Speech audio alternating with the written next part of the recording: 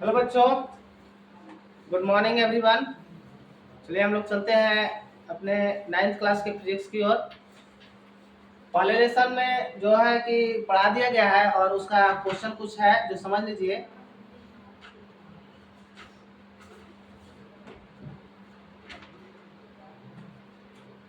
समझिए, पहला क्वेश्चन क्या बोल रहा है हम लोग का।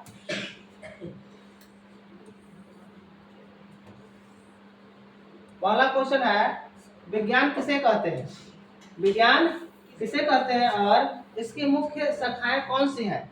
विज्ञान किसे कहते हैं और इसकी मुख्य शाखाएं कौन सी है? तो इसका आंसर हो जाएगा, सावधानी पूर्वक और क्रमबद्ध तरीके से किए गए प्रयोगों और परीक्षणों द्वारा प्राप्त ज्ञान को विज्ञान कहते हैं। मतलब विज्ञान वो चीज है जिसको एक ऐसा प्रयोग जो एक क्रम से किया गया हो और उसका परिमाण जो है एक सफल प्रयोग हुआ है, तो वो क्या कहलाता है? विज्ञान कहलाता है। वो क्या कहलाता है? विज्ञान कहलाता है। विज्ञान, इसकी दो मुख्य शाखाएं होती है। विज्ञान की कितनी शाखाएं हैं? दो। विज्ञान की मुख्य दो शाखाएं हैं। पहला भौतिकी, जिसको इंग्लिश में हम लोग कहते हैं फिजिक्स साइंस, इसको इंग्लिश में फिजिक्स साइंस कहते हैं। और भौतिकी से निर्जीव पदार्थों का अध्ययन किया जाता है, यानी यह निर्जीव पदार्थों से संबंधित होता है। और दूसरा जो होता है जीव विज्ञान, जो विज्ञान का यानी साइंस का दूसरा भाग है जो जीव विज्ञान है। जीव विज्ञान यानी लाइफ साइंस है, जिसको हम लोग बायोलॉजी भी कहते हैं। क्या बोलते हैं? बायोलॉजी भी बोलते हैं। और यह सजीव पदार्थों से संबंधित होता है, यानी सजीव चीजों के बारे में अध्ययन किया जाता है, जिसे हम लोग जीव विज्ञान कहते हैं। यानी हम लोगों ने ये जाना अभी कि विज्ञान होता है जो एक ऐसा तरीका है जो एक क्रमबद्ध तरीके से किया जाता है और उसको प्रयोगों द्वारा या परीक्षणों द्वारा सत्यापित किया जाता है। वो क्या कहलाता है? विज्ञान कहलाता है। और विज्ञान जो होता है दो भागों में बटा होता है। पहला होता है भौतिकी विज्ञान। भौतिकी विज्ञान के अंतर्गत निर्जीव चीजों का अध्ययन किया जाता है। और दूसरा होता है जीव विज्ञान, जो जीव विज्ञान जो होता है, जीव विज्ञान के द्वारा या जीव विज्ञान के अंतर्गत हम लोग जीवित प्राणी या पशु के बारे में अध्ययन करते हैं।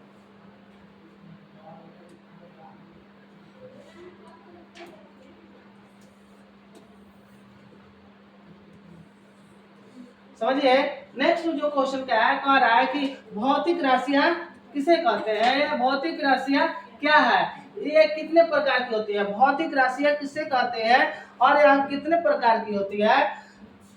भौतिकी के नियमों को जिन पदों में व्यक्त किया जाता है उन्हें भौतिक राशियां कहते हैं। यानी विज्ञान में ही उनके बताने के तरीके में कुछ न कुछ ऐसे चीजों को लिया जाता है जो कि एक किसी चीज को संकेत करते हो, वो क्या कहलाते हैं? भौतिक राशियां कहलाते हैं। यानी हम लोग किताब की भाषा से समझेंगे, भौतिकी के नियमों को जिन पदों में व्यक्त किया जाता है उन्हें भौतिकी राशियां कहते हैं। जैसे लंबाई को सेंटीमीटर से डिनोट करते हैं। द्रव्यमान को केजी से डिनोट करते हैं। समय को सेकंड से डिनोट करते हैं। ये सब चीजें क्या है? भौतिक राशियां हैं। अब भौतिक राशियां दो प्रकार की होती हैं। पहला जो होता है आधारी राशि, दूसरा होता है व्युत्पन्न राशि। ठीक, आधारी राशि समझिए क्या है, जो स्वतंत्र मानी जाती है। आधारी राशि जो स्वतंत्र मानी जाती है, जिसे हम लोग आधारी राशि कहते हैं, जैसे में लंबाई, समय। और नेक्स्ट व्युत्पन्न राशि, यह इसको इंग्लिश में हम लोग क्या कहते हैं? डिराइव्ड क्वांटिटीज कहते हैं। और आधारी राशि को हम लोग बेस क्वांटिटीज कहते हैं।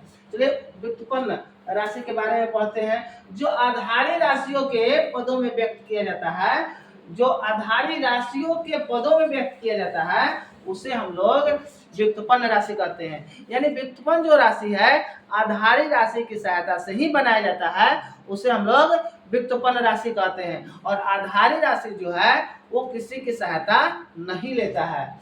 इसमें व्युत्पन्न राशि के एग्जाम्पल में हो जाएगा क्षेत्रफल, आयतन और बल, बहुत सारे इसमें आ जाते हैं।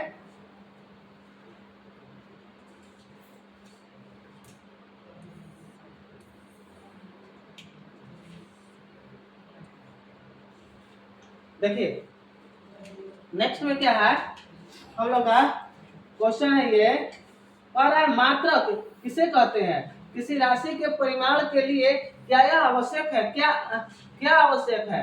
तो मात्रक जो यूनिट होता है, मात्रक कहने का मतलब यह एक ऐसा चीज है जो कि हमारे जिंदगी में समझिए एक बहुत ही आसानी चीज लाया था।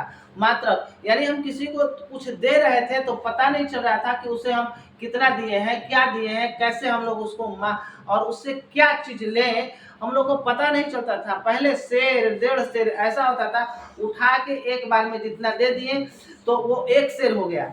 अगर इस तरह से वो मतलब तोला नहीं जाता था। ठीक उसी तरह से जब मात्रक आ गए यानी यूनिट का खोज हो गया, तब हम लोग को पता चला कि हम लोग को क्या है कि वो उसको कितना दिए हैं, 1 केजी दिए हैं या 2 केजी दिए हैं, या हम लोग को 1 किलोमीटर जाना है या 2 किलोमीटर जाना है, या 1 फीट लेना है या 2 फीट लेना है। पंप पे जैसे लेने जाते हैं तो फीट पे मिलता है, कभी केजी पे मिलता है, या कोई जाते हैं आलू लेने जाते हैं तो केजी पे मिलता है, या जाते हैं मरीच धनिया लेने जाते हैं तो ये सब ग्राम पे मिलता है। तो इस सब मसाले की जो चीज़ें हैं ग्राम पे भी मिलता है। तो ये सब चीज़ें जो है कैसे आसान हुआ, जब यूनिट आया तब, मात्रक आया तब। तो यह किसे कहते हैं, किसी भी राशि की माप के लिए मानक माप की आवश्यकता होती है, जिसे मात्रक कहते हैं। यानी मानक माप को ही क्या कहते हैं हम लोग, मात्रा कहते हैं। ठीक, किसी राशि के पूर्ण विवरण के लिए 2 बातें आवश्यक हैं। पहला, एक मात्रक जिससे राशि को व्यक्त किया गया हो, और दूसरा एक संख्यांक जो बताता है कि मात्रक कितनी बार शामिल है। यानी अगर हम लोग कहेंगे सेंटीमीटर, तो सेंटीमीटर तो एक मात्रक हो गया, क्या हो गया, मात्रक हो गया। लेकिन हम लोग 2 सेंटीमीटर कहेंगे तो ये हो गया 2 हम लोग का संख्यांक हो गया। यानी ये 1 सेंटीमीटर हुआ, 2 सेंटीमीटर, यानी 1 सेंटीमीटर इधर है और 1 सेंटीमीटर इधर है, यानी 2 सेंटीमीटर है। संख्यांक और उसके यूनिट पर निर्भर करता है। ठीक है, क्या, मात्रक। अब हम लोग आगे बढ़ेंगे।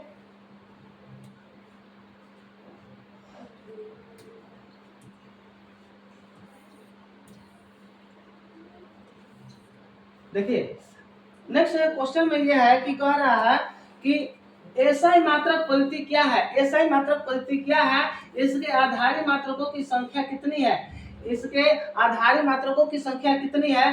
तो यह हम लोग जानेंगे, यह मात्रकों की अंतरराष्ट्रीय पद्धति है, यह मात्रकों की क्या है, अंतरराष्ट्रीय पद्धति है। मतलब पूरे देशों ने हमारे पिछले 1800 कुछ सन में जो था, 1800 या 1700 सन में पूरे देशों ने क्या किया कि एक सम्मेलन बैठाया, एक बैठक की, और बैठक में ये निश्चय किया कि हम लोग समय को कैसे मापेंगे, कि द्रव्यमान को यानी किसी चीज़ को तौलना होगा तो कितना, किस चीज़ से मापेंगे, और लंबाई को किस चीज़ से मापेंगे। उसी को हम लोग क्या कहते हैं, एसआई मात्रक कहते हैं।